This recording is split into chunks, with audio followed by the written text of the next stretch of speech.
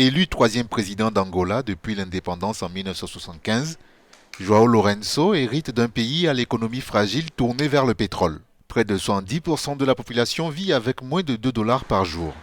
Une grande part des habitants des campagnes, qui forment 38% de la population du pays, vit dans une économie non monétaire basée sur l'autoconsommation.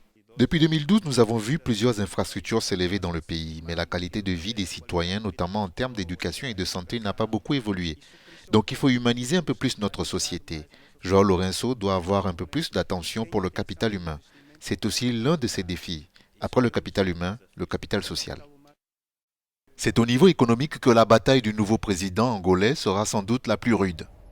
La dette publique, plus de 70% du PIB, l'inflation à la hausse qui se conjugue à des taux de change délirants du kwanza en dollars, la pénurie de devises contraint la Banque centrale à puiser dans ses réserves de change qui baissent. L'acte 1 du quinquennat de João Lourenço sera donc d'attirer des investisseurs et de mettre en place l'indispensable diversification de l'économie. La nature nous a donné des conditions en termes agricoles. Dans le secteur minier, comme le diamant, l'or, le fer, bref, nous avons beaucoup de possibilités.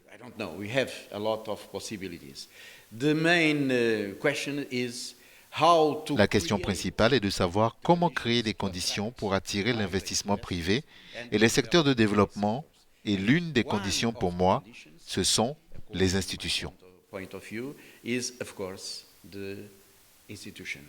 João Lourenço a annoncé qu'il allait être l'homme du miracle économique angolais. Pour le faire, il sera contraint d'opérer une rupture avec les pratiques de gouvernance de son prédécesseur à qui il doit tout.